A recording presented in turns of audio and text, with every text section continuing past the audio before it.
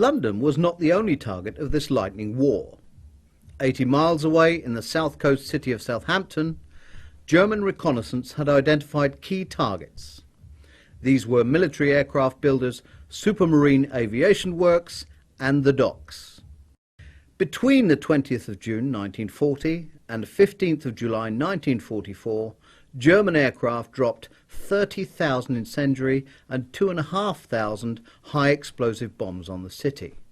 44,000 properties damaged or destroyed, and 2,354 casualties, including 577 dead. Why did you end up having to leave Southampton and leave living with your mum? Well, because what happened was that a landmine landed in our street, just up the road from us. And that was the Daily...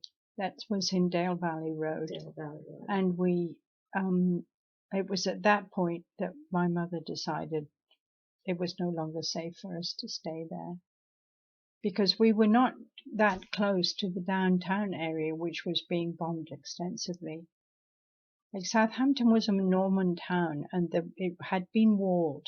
And in the middle of the high street, the main road through the town, there was what was called the Bar Gate, which was an old gate to the city. There were quite a few parts of the old Norman wall that remain there, but the Bar Gate, it was amazing. Below the Bar Gate, between the Bar Gate and the docks, just about every building had been flattened. Above the Bar Gate, there was similar devastation, but the Bar Gate was never hit, and in later years I thought that's because it was a landmark for the bombers, that they could bomb below and above. So it was amazing that the Bar Gate was not hit at all. So that downtown area was the part that was most devastated, and when you showed me that map, that's what comes out through that. They were apparently trying to hit the docks. Well, the docks were never, the buildings on the land were hit, but the docks always functioned throughout the war. Southampton had a special function as the main southern port for transatlantic liners and liners leaving from England to go to Australia, South Africa, places like that, because it was a deep water port. Well, that's why your grandfather and your great uncle and were all employees of White Star. Well, that's why they lived in Southampton. They didn't originally come from Southampton. So they moved there to work for the White Star lines. My grandfather moved when he went to work for the White Star Line. I think that's when he moved. Well, he must have moved there around about the early 1900s. That he moved down to Southampton because he built his house down there. And great uncle Jonathan also lived in Southampton. He was living in Southampton too. Until he died on the Titanic. Yes, he was an engineer on the Titanic, and his brother, my grandfather, was the first class purser on the sister ship, the SS Olympic. So that is why we were living in Southampton. My father was there too. And he worked for the company, the Red Funnel Steamers, that there were the tugboats that guided the large ships into port. So that's why we were living in Southampton at that time. Because your mother wasn't from Southampton, was she? My mother was born in Southampton. Okay. Oh, because she's a Hayward. I thought they were from Bittern. No, my grandfather, the original Hayward, came, I believe, from London, but I haven't been able to track that one down. But I don't know that much about my maternal grandfather's background. Right. But that's why we were living in Southampton at that time, and I was born in Southampton, and my brother too. Right. So when the bomb landed in Dale Valley Road, how far away was it? Just a few houses down the street. But when we got back to Our house, of course, the windows were broken and there was soot all over the place from the chimney. And my father at that time was in the RAF, and my mother decided that she was going to take us out of Southampton, and that would have been, I'm not sure what time it was exactly, but it would have been it was in 1941 at some point, because we were there when the bombing was most intense in the 1940s. Right. But we were not living in the area where that was most bombed, which was the downtown area. And so where did your mother send you? Well, she came with us. We went to live with some friends of my maternal grandfather in a place called Congleton, which is not that far from Cheshire. And we lived with them for a while, and then we moved to another family, and then my mother was hired by the Americans who'd moved. By that time, the Americans had decided to, I guess after Pearl Harbor, had decided to enter the war, and they had a base at Southampton that they called the 14th Fort, and she was working for the Americans at that place. And because Congleton was so far away from where she was, she found somebody in a nearby town called Romsey, where there was a lovely woman who agreed to take my brother and myself and look after us. And so we spent, from the time we came down from Cheshire, we spent the next years until the war ended in Romsey. Living with the same family, though? I thought you lived with... We lived with Mrs. Johnson. She was... I remember meeting Mrs. Johnson. She's lovely. She was a lovely, lovely woman. She was indeed.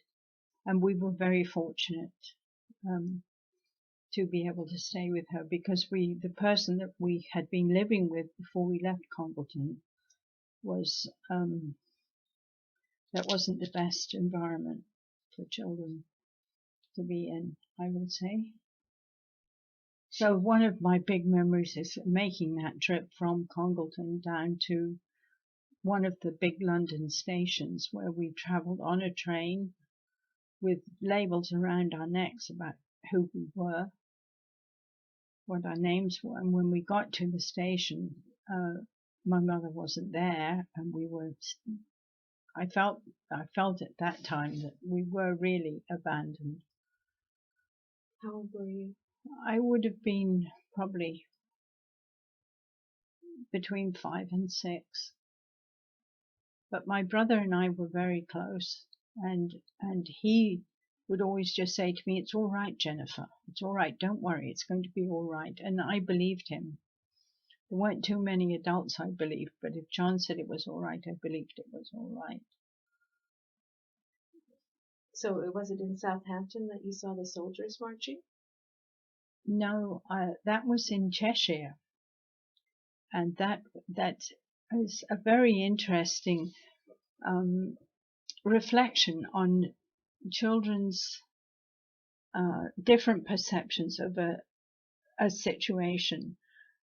I saw my brother not that long ago, and I asked him if he remembered this time that we had seen American and British soldiers marching through the town, and he remembered it. And what he remembered about them was that the British soldiers, in his opinion, marched so much more smartly and together than the American soldiers. I didn't notice that at all. The thing that I noticed was the Americans were singing a song that I later found was a World War song. Yeah. And the words I remembered, and the tune I remember too. It's "Praise the Lord and pass the ammunition." And by that time, I was horrified by how adults were seeing the world. Firstly, I asked my mother when we were in Southampton and were being bombed, why was there a war? And her response to that question really impressed me, so that it influenced how I dealt with questions from my children. Her response to that question was, "We are at war because Hitler doesn't believe in Jesus."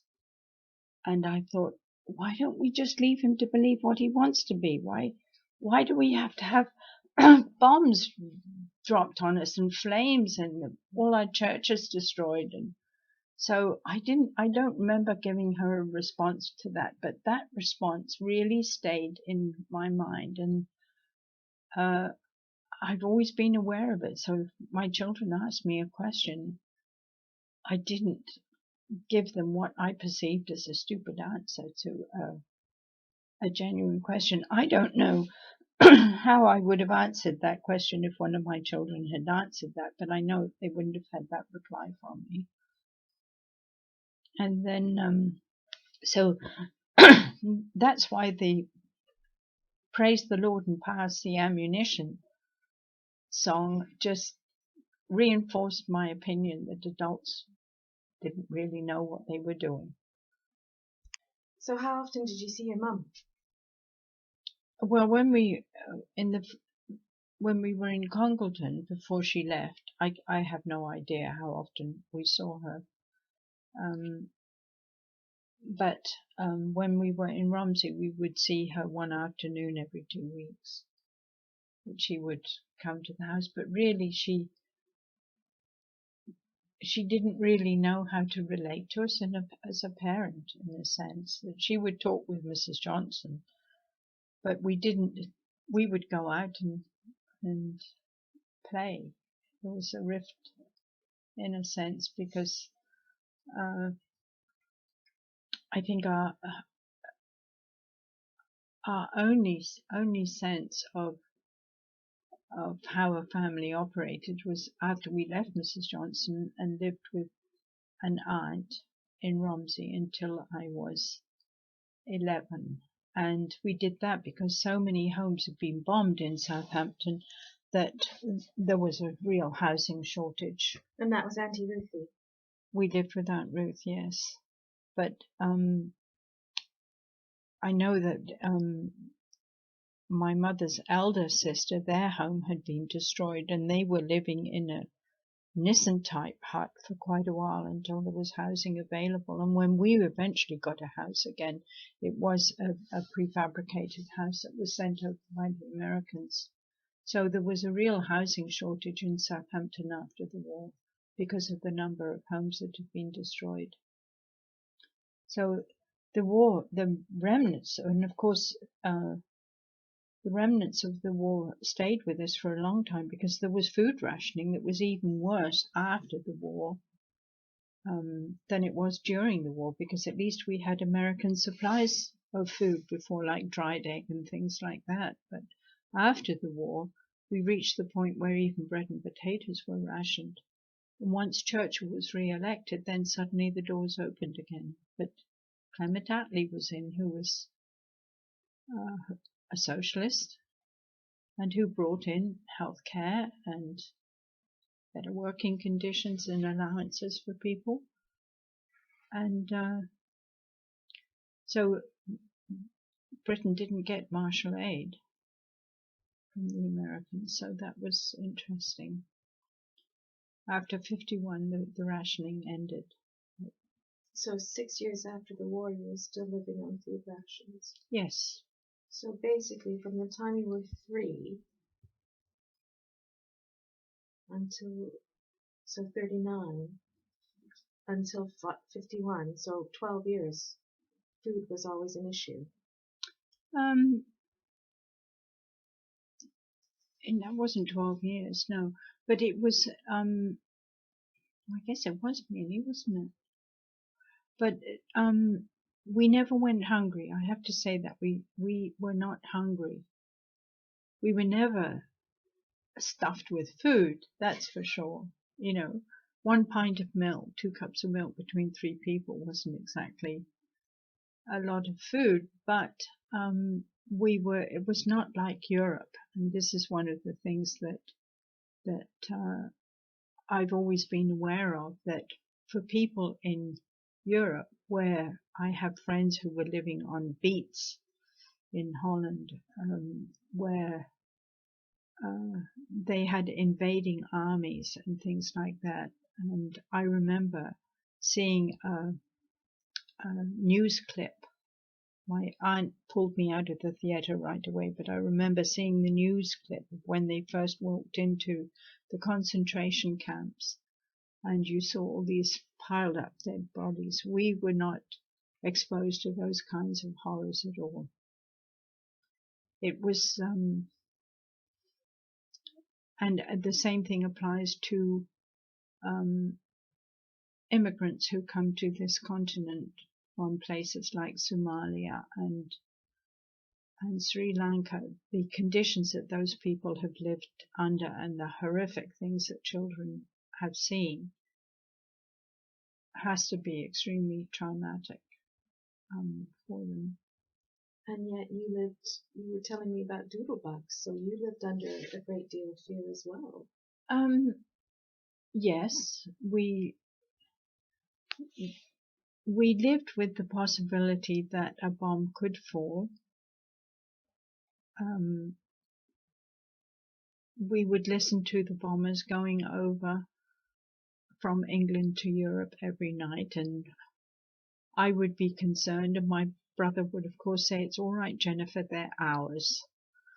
But the doodlebugs were another thing, that you would hear them coming over and you would count up to 10, and if they stopped, you counted to 10, because then you would know if they were going to come down on you. But somehow, through all that, you didn't really have a concept of death as such. I don't remember being concerned about that in a sense, but it was the thought of bombs dropping on you. It was an abnormal childhood in many ways. That I don't think I ate a banana, for example, until I was about 9 years old. You were aware that things were not the way they should be. You had going to school. We didn't have notebooks we could write in. You would write out whatever you had to do, and it would be read or addressed, and then you'd rub it out and write something else. There weren't the supplies that children wouldn't think about that at all. And we didn't have books and stuff to read either. It was constricted in that way, but basically, compared to the children who were in Europe, I became aware of how much safer we were and how much more normal our lives were than for the people who were displaced and who were under constant threat in Europe. But there's no question that that kind of childhood does affect children if they are aware. I can't, for example, I don't. My husband watches war movies, and I can't watch them because it's all theatrical. They're not really realistic, I think, of the horrors of war. So I don't like watching war movies at all, because this is not entertainment. This is the reality of war is appalling. And I think that for children to go through that is a distortion of life. They have no control over their environment in that sense, and I think that's I can understand why children who have been through war experiences can have a hard time dealing with that. In a sense, it's what they now call post-traumatic stress disorder. I'm not saying that I had post-traumatic stress disorder, but what I'm saying is that for children who are exposed to the realities of war, whether it's having to walk away from their homes or seeing relatives shot or anything like that. That is an extremely traumatic experience for a young child to go through that danger. And I'm very much aware that although my own children might say that my experience was beyond anything they can imagine, I have to say that my experience was so much less than those children who are still exposed to wartime conditions and the realities and the brutality and the cruelty that you get with war.